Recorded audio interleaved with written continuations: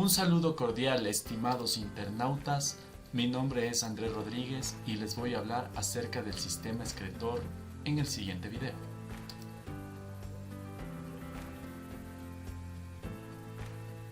Como una breve introducción, primero mencionaremos que todas las células y los organismos en sí necesitan consumir alimento para desempeñar sus funciones. Es evidente que este alimento se va a convertir en desecho. Es ahí donde entra el sistema excretor, un conjunto de órganos que se encarga de la producción, almacenamiento y eliminación de estas sustancias de desecho, contribuyendo de esta forma a la limpieza de la sangre. Bien, el sistema excretor, como ya lo había mencionado, es un conjunto de órganos, así que el significado de su funcionamiento se puede extender a muchos otros sistemas y aparatos de un organismo, sea el caso del sistema respiratorio cuando elimina CO2, o la piel que a través del sudor elimina varias sustancias. Le vamos a dar énfasis al sistema urinario o sistema renal en esta primera parte del video. Y como todo órgano sano desprende desechos metabólicos, en la parte final del video mencionaremos ciertas particularidades de las glándulas sebáceas de la piel.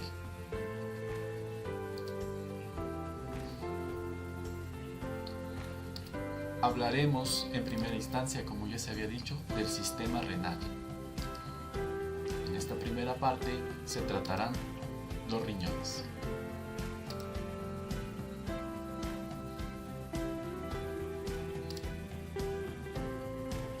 El sistema renal se encarga de filtrar los desechos que pueden acumularse en la sangre. Puede regular el volumen sanguíneo y la presión. De igual forma, mantiene las concentraciones adecuadas de los químicos que pueden estar presentes en el organismo y elimina todas estas sustancias no gaseosas a través de la ya muy conocida orina. Los órganos que puede presentar el sistema renal son los órganos glandulares y los órganos tubulares. En los órganos glandulares tenemos a los ya mencionados riñones y en los órganos tubulares tenemos los uréteres, la vejiga y la uretra, que de igual forma van a ser mencionados más adelante. Empecemos con los órganos glandulares.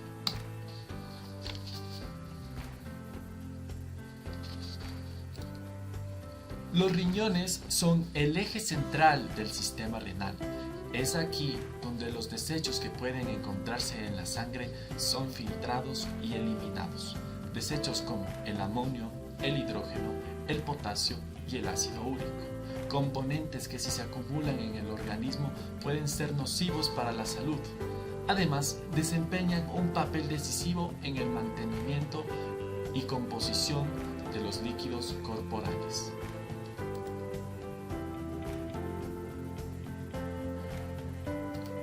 Como la presente exposición está enfocada en animales, hablaremos del riñón de la vaca. Los riñones de la vaca son lobulados. Aproximadamente cada riñón tiene entre 18 y 20 lóbulos. A nivel de hilio, al igual que los cerdos, la vena es craneal, la arteria central y el uréter caudal. Los lóbulos están divididos por cisuras. El riñón derecho pesa 700 gramos, mientras que el izquierdo pesa 730 gramos. El derecho es elíptico, con extremo craneal más grande y redondeado. El izquierdo está inclinado, tiene forma de pera y el extremo craneal es más pequeño, como se puede visualizar en esta imagen.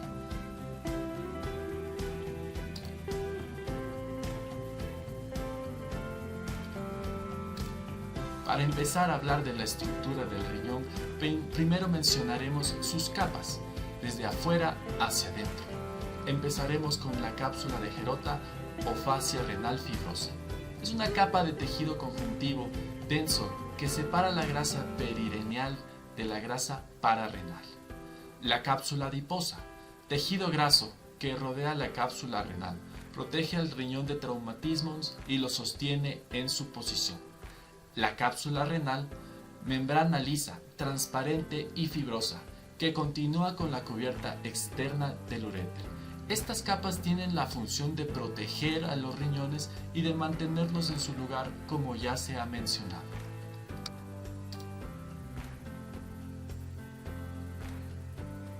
Para hacernos una idea un poco más clara de cómo están dispuestas las cápsulas de los riñones, tenemos las siguientes diapositivas.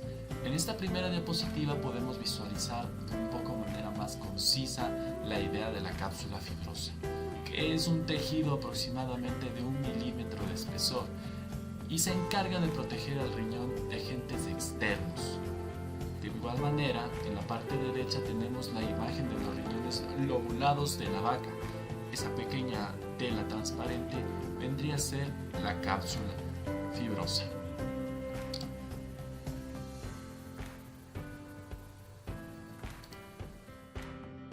Bien, para terminar de entender la idea de cómo se posicionan las cápsulas de los riñones, tenemos que imaginar un corte transversal. Y por más cruel que esto suene, es como si tuviéramos al animal partido justo a la mitad.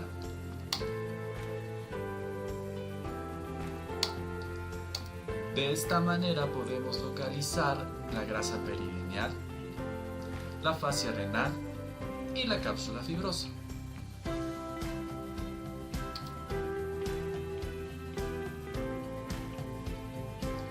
Continuando con la estructura que compone un riñón, tenemos el corte número 1. En este podemos localizar ciertas partes esenciales del riñón. Primero, tenemos a los cálices mayores. Luego nos encontramos con los cálices menores. Estos tienen la función de traer las sustancias filtradas desde los glomérulos hasta la pelvis renal, temas que más adelante analizaremos.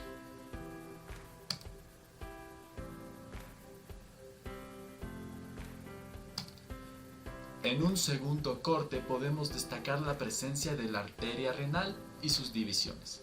Esta se encarga de llevar la sangre hasta la parte funcional de los riñones donde son filtrados todos sus desechos.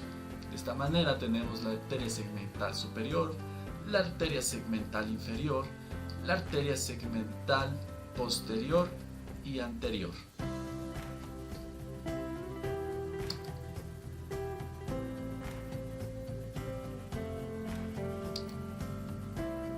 Bien, una cualidad que podemos destacar de los riñones de los bovinos es que estos carecen de pelvis renal. De esta manera, el uréter conecta directamente con los cálices mayores y estos a su vez con los cálices menores.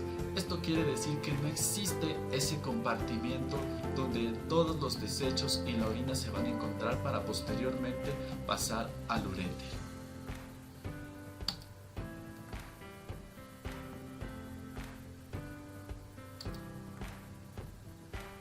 Ahora vamos a tratar acerca de la posición de los riñones. Debido al gran desarrollo del rumen, el riñón izquierdo está desplazado a la derecha del plano mediano, ubicándose más caudal y ventral al riñón derecho. El riñón derecho es más craneal que el riñón izquierdo por fuera de la cavidad peritoneal. Analizaremos por qué zonas está delimitado cada uno de estos riñones. Empecemos con el riñón derecho.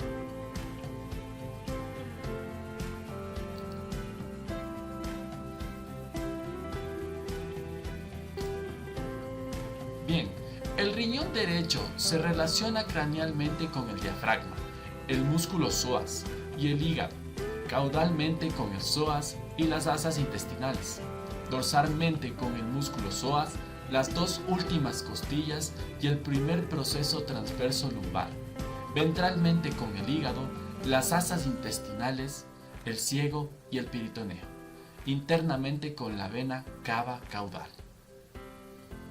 Podemos regresar a analizar el riñón izquierdo.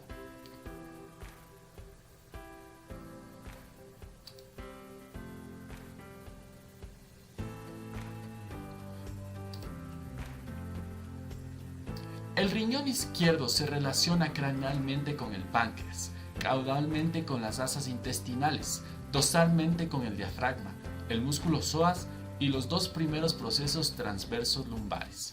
Ventralmente con el peritoneo, el intestino delgado y el colon. Internamente con la arteria aorta abdominal. Bien, en la siguiente diapositiva se puede apreciar de mejor manera la disposición que tienen cada uno de los riñones, lo que ya se había mencionado en las anteriores dos diapositivas para cada uno.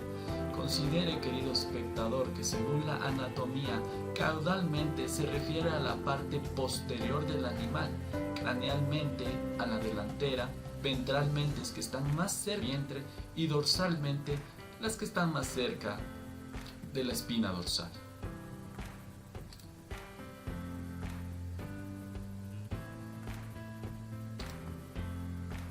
Bien, podemos hablar acerca de las funciones que cumplen los riñones. Ya que son muy variadas, mencionaremos las esenciales. Regula el equilibrio hídrico, electrolítico y el pH. Regula la función metabólica, la glucogénesis. Regula la presión osmótica de los líquidos del organismo. Regula la presión arterial y regula la función endocrina. Produce hormonas como renina, eritropoyetina para la formación de células sanguíneas, la calicreína y otras.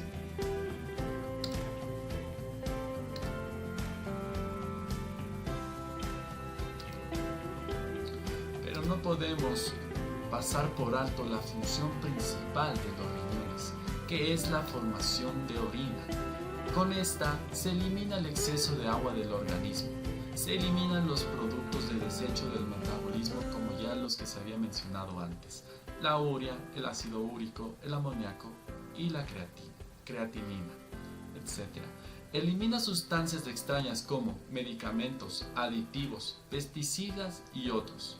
Retiene sustancias necesarias para la fisiología normal del organismo como proteína, glucosa y otros.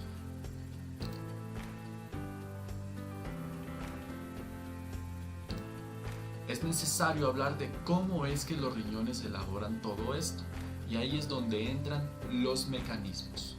Los riñones cumplen con ciertos mecanismos como son la filtración glomerular, la secreción, la excreción y la reabsorción tubular, ya que no todos los desechos que pasan por los riñones son completamente basura. Pueden haber varias proteínas y nutrientes esenciales para el organismo que pudieron pasar por alto.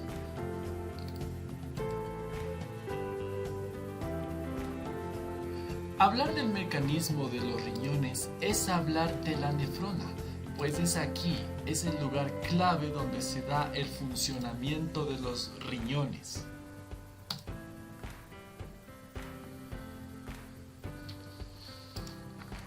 Localizados en la parte de la corteza o en la parte medular de los riñones, la nefrona es la unidad funcional. Es la encargada de procesar y filtrar la sangre que entra a través de los capilares y la vena renal, la que ya se había detallado previamente.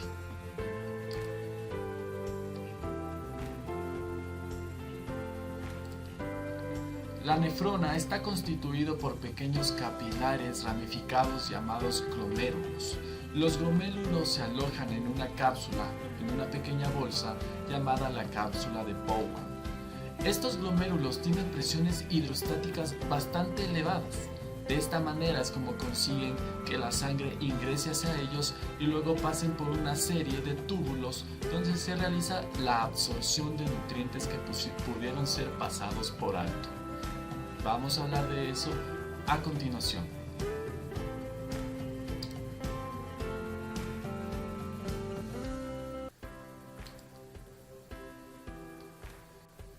Existen dos tipos de nefronas, las de corteza y las de médula. Las de corteza tienen su asa de Henle un poco más pequeña, mientras que las de médula tienen el asa de Henle mucho más larga. ¿Qué es el asa de Henle?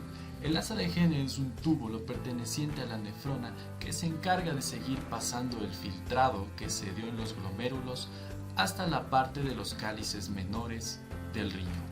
Posterior a eso, pasará a la pelvis renal.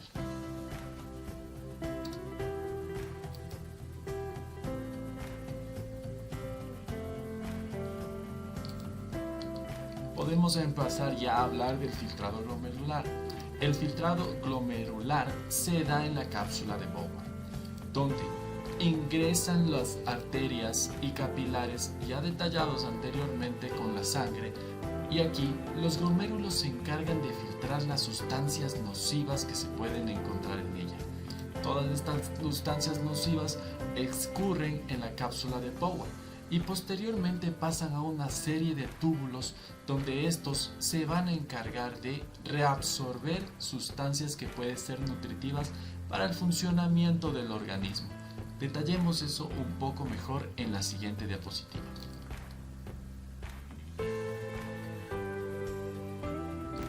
Bien, una vez los glomérulos escurren en la cápsula de Bowman las sustancias nocivas, estas pasan a una serie de túbulos pertenecientes a la nefrona que con una capacidad asombrosa se encargan de distinguir los nutrientes que todavía son esenciales para el organismo. Esta serie de túbulos serán presentados a continuación.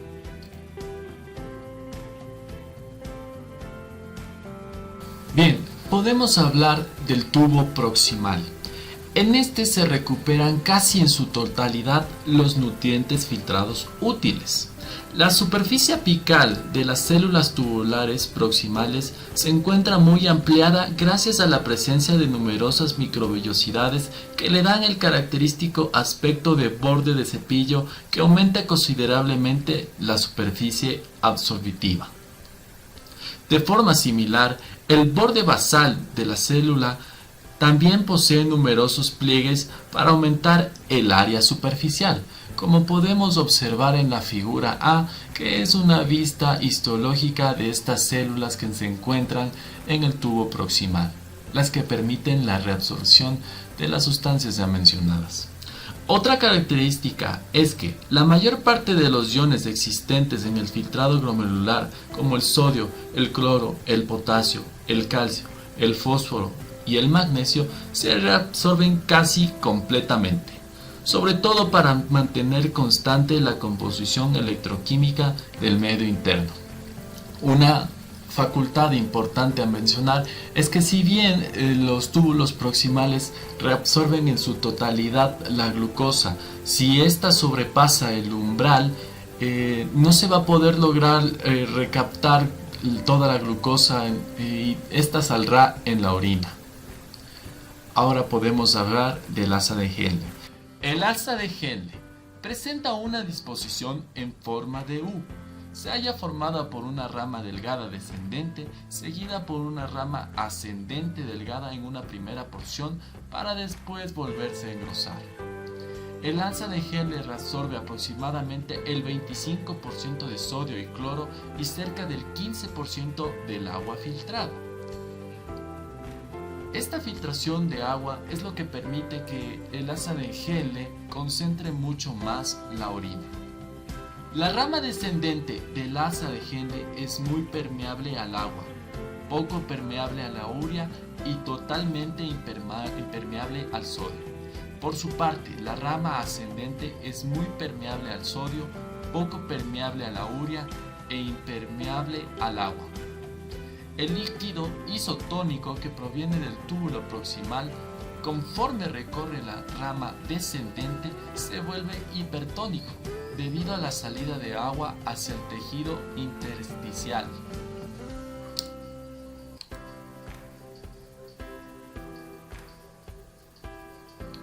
Continuando con la explicación de los túbulos y sus funciones, nos corresponde ahora hablar del túbulo distal y los túbulos colectores. Aquí entran dos importantes hormonas. Hablaremos del ADH o la hormona antidiurética y el ALD o la aldosterona. El papel fisiológico del ADH consiste en aumentar la permeabilidad de las células al dilatar los poros de estos dos túbulos. Esta acción es lo que posibilita la reabsorción facultativa de agua después de que hayan filtrado los desechos de la sangre. Por otro lado, la acción de la aldosterona es la de reabsorber sodio y excretar potasio. En el túbulo conterneado distal se produce la reabsorción facultativa de sodio que arrastra una cantidad proporcional de cloro y de agua. Ello representa aproximadamente el 9% del sodio filtrado. La reabsorción es de tipo activa, mediante la acción de una bomba de sodio-potasio, mientras que la reabsorción de cloro es de tipo pasiva, favorecida por el gradiente de potencial eléctrico. La secreción activa de hidrogeniones en el túbulo conterneado distal está bajo el gobierno de la aldosterona. Esta hormona aquí es lo que permite que el gradiente electroquímico no cambie bruscamente al momento que se absorbe el sodio y se excreta el potasio. De esta forma, aquí hemos mencionado las cualidades más significativas de estos dos túbulos.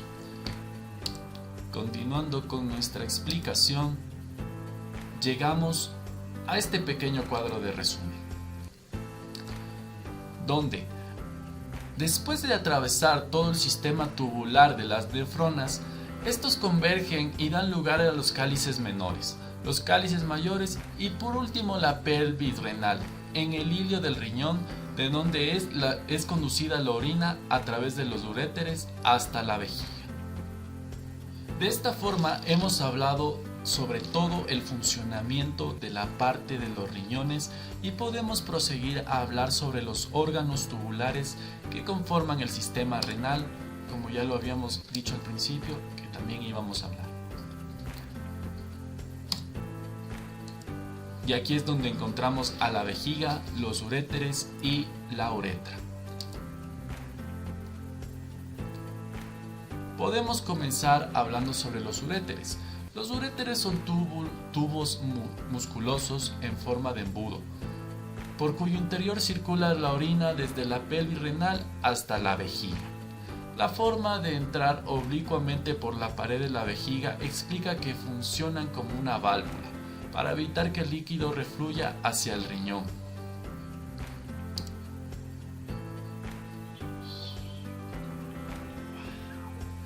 La vejiga urinaria es un órgano musculoso hueco, de tamaño y posición variable en relación con el contenido de orina que se puede encontrar aquí.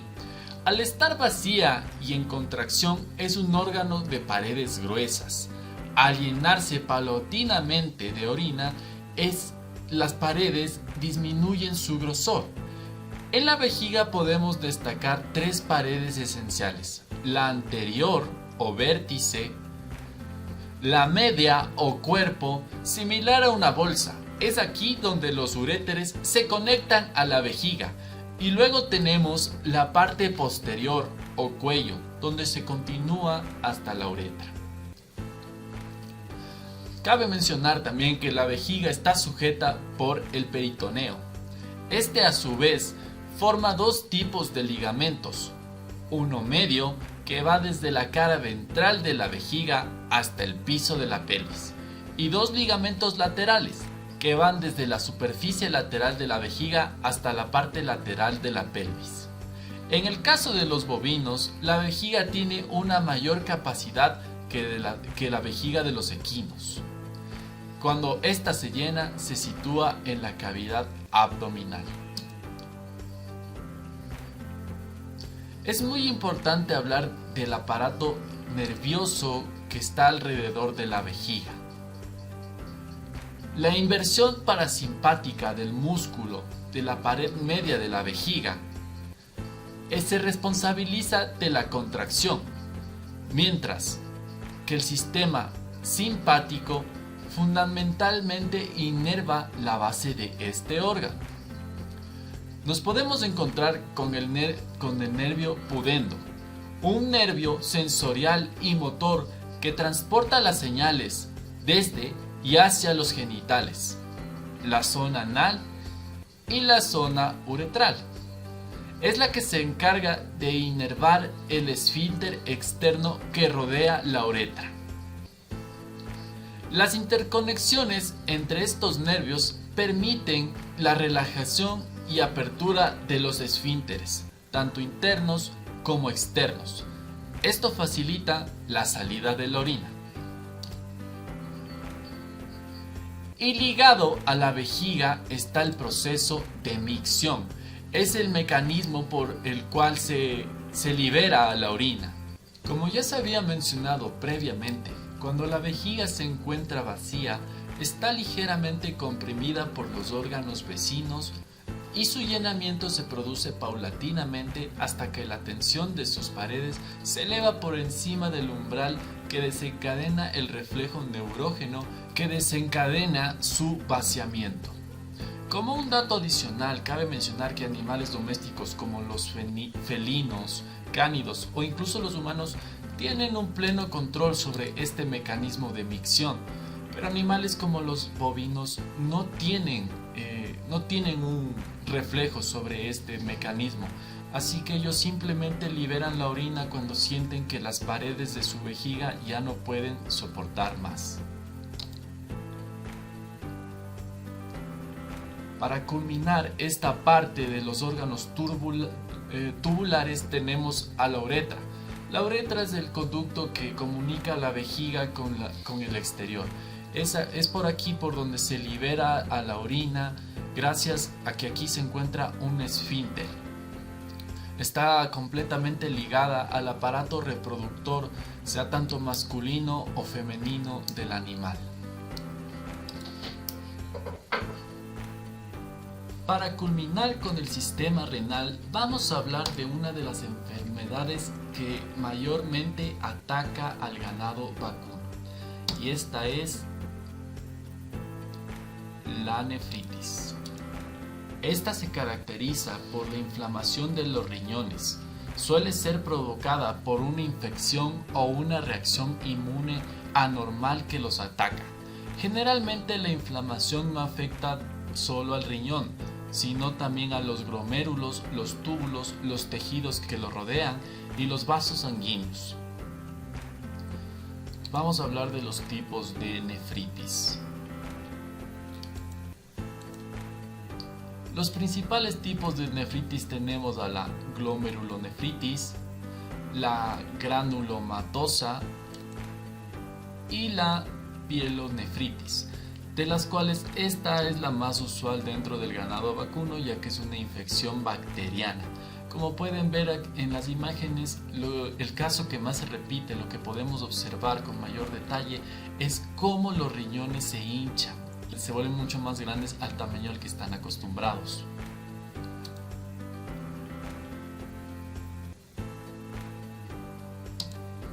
Para concluir esta parte de la exposición, hablaremos de los principales síntomas que pueden presentar las vacas al momento de contraer nefritis. En primera instancia están los cólicos, fiebre, irritabilidad o cansancio.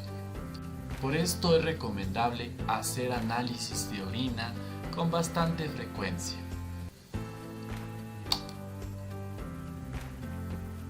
Para concluir con mi exposición, hablaremos a breves rasgos sobre las glándulas sudoríparas.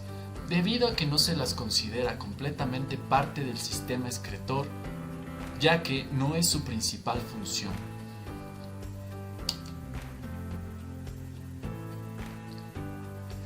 En un principio se creía que el mecanismo regulador de la temperatura para los animales era únicamente el jadeo. Luego se descubrió que aproximadamente el 75% de la pérdida de calor del animal se encontraba en la evaporación de la humedad en la superficie de su piel. De este modo, las glándulas sudoríparas producen el sudor, que contiene un 98% de agua, 2% de restantes de sustancias disueltas como sales minerales o compuestos orgánicos como la urea, el ácido úrico y ácidos grasos. Las principales partes de la piel son la epidermis y la dermis. En la dermis es donde se elabora todo este proceso de excreción de las sustancias ya mencionadas. Acompañado de la glándula sudorípara siempre está un folículo piloso, una vellosidad que sobresale sobre la epidermis.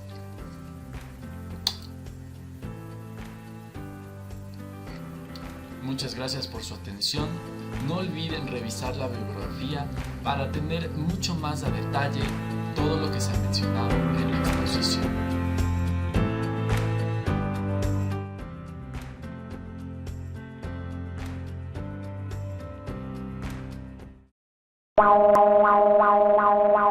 Alerta sísmica. Alerta sísmica. ¿Puedes completar estos recuadros con las partes correspondientes al riñón de un bovino? Alerta sísmica. Si tu respuesta fue cálices mayores y cálices menores, te felicito. Ya eres todo un experto en el aparato urinario bovino.